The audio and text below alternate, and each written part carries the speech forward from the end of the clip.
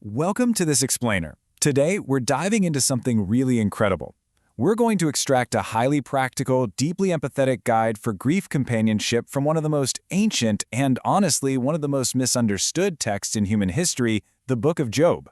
Now, whether you consider yourself religious or not, it doesn't matter because the psychological and interpersonal dynamics playing out in this text are absolutely fascinating. We're going to look right past the ancient setting to find a totally modern, highly actionable framework for how to actually show up for people when their lives completely fall apart. So, here's our roadmap for today's explainer. We'll start with the universal question, then move into the gift of silent presence, the dangers of diagnostic theology, the legitimacy of lament, and finally, a guide to true comfort. Let's kick things off with Section 1, the universal question.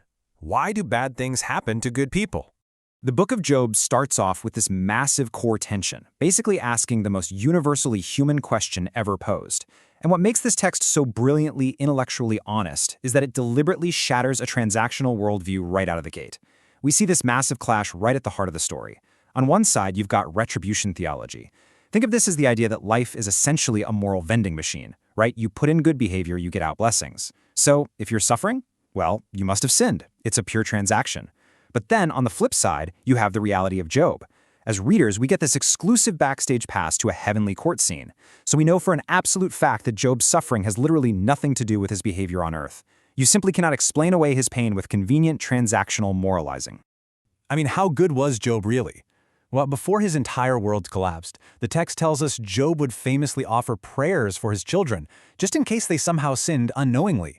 He was so incredibly, almost absurdly thorough in his goodness that he was out there covering hypothetical bases. This proves he wasn't just, a decent guy, he was a completely whole and upright man. And the author does this entirely on purpose to force us into some pretty uncomfortable territory. Job's complete innocence absolutely refuses to give us the easy, comforting answer that his pain was somehow deserved. Moving right along to Section 2, the gift of silent presence and the overlooked brilliance of Job's friends. Okay, so when his friends Eliphaz, Bildad, and Zophar arrive and actually see Job's devastating condition, they don't immediately start preaching at him. No, they weep. They literally tear their robes in mourning. And then, and this is key, they sit with him in complete, utter silence for 7 full days. This is super akin to the ancient practice of sitting Shiva, and honestly, it was the absolute perfect response. This initial week pinpoints exactly the moment they completely succeeded in their pastoral care, right before their famously disastrous failure. Because here's the thing. Presence without words is so often the most profound gift you can offer a suffering person. Sitting with someone in the ashes, without desperately trying to fix their pain, without offering any empty platitudes, that is exemplary comfort. For an entire week, these 3 guys were literally the best companions in the world. But then, things take a turn. Let's look at Section 3. Dangers of diagnostic theology when comfort becomes a prosecution. So the silence finally breaks, and we see exactly what happens when friends let their own internal anxiety drive them to open their mouths. Over the course of these poetic dialogues, they pivot from being silent, empathetic witnesses into aggressive prosecutors. And that brings us to a massively important and quite dangerous concept called diagnostic theology.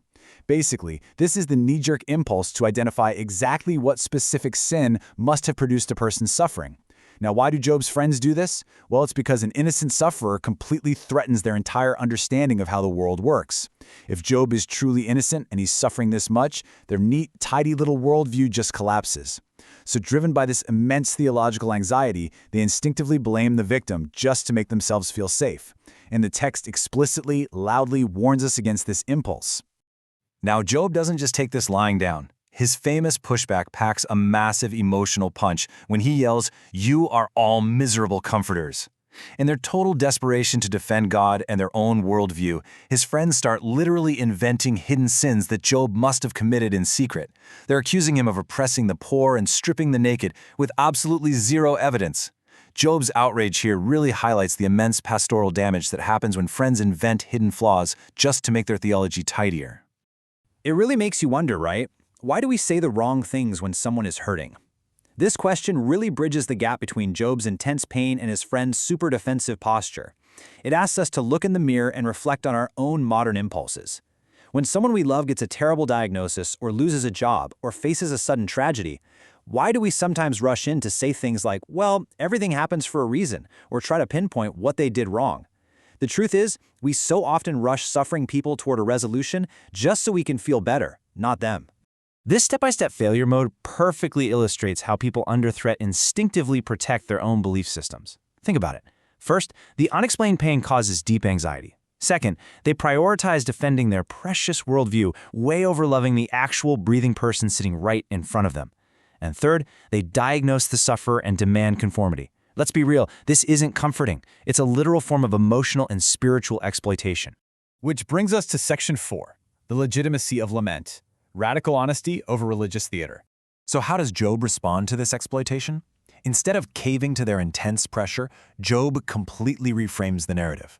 He totally abandons polite religious performance. I mean, look at this. Instead of quiet acceptance and submissive prayer, which is exactly what his friends expected of him, he curses the day he was born.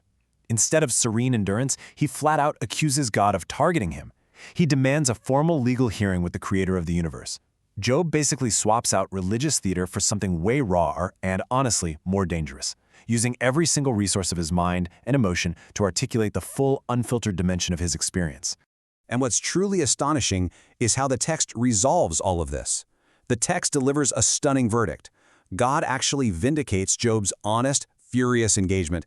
God straight up says Job spoke what was right, while those perfectly polite, theologically tidy friends were completely wrong. This proves a monumental point for us today. God is not some fragile deity who requires careful handling. The reality is that lament, fury, and honest accusation are actually profound forms of faith that God fully endorses over sanitized performance. All right, let's bring it all together in Section 5, a guide to true comfort. Lessons from the negative space of Job. Let's synthesize these disastrous missteps into a highly practical, positive guide for modern grief companionship by essentially reverse engineering the massive failures of Eliphaz, Bildad, and Zophar. We can learn exactly how to be the kind of friend people actually need when the absolute worst happens. First up, here's a taxonomy of the bad care we need to avoid at all costs. Job's friends prioritized explanation over presence. When Job pushed back, they just doubled down. And most terribly, they offered abstract truth without an ounce of love. We can draw a super clear curriculum from this negative space. Delivering abstract truth to a person sitting in the ashes is not a pastoral act. It's honestly a form of violence. Their biggest failure, hands down, was speaking when silence was strictly required. So what is the alternative here? What you should really take away from this explainer is this exact guide to true comfort. Number 1, listen before you speak. Number 2, tolerate the sheer ambiguity of unexplained pain without rushing to tie it up in a neat bow. Never, ever require the suffering person to conform to your expectations or your theology just to make you feel better. And finally, stay present without demanding that they recover on your personal schedule. We just need to drop the desperate need to explain things and simply be an unconditionally supportive presence. Ultimately, Job's story concludes with this breathtaking encounter. God finally speaks from a whirlwind, showing Job the utterly incomprehensible vastness of the cosmos, and Job simply says, "My ears had heard of you, but now my eyes have seen you." Job's final realization doesn't come from getting some tidy, logical explanation for his pain, because, spoiler alert, God never actually tells him about the heavenly wager. Instead, his true comfort comes from experiencing a direct, unmediated encounter with a presence that is far, far larger than his suffering. The book of Job reminds us that our primary job isn't to be God's defense attorney. Our job is simply to be a friend of the suffering. So I'm going to leave you with this provocative thought to ponder the very next time you find yourself wanting to fix a grieving friend. When someone you love is suffering, will you try to fix their pain with easy answers, or will you bravely sit with them in the ashes? Thank you so much for joining me for this explainer. See you next time.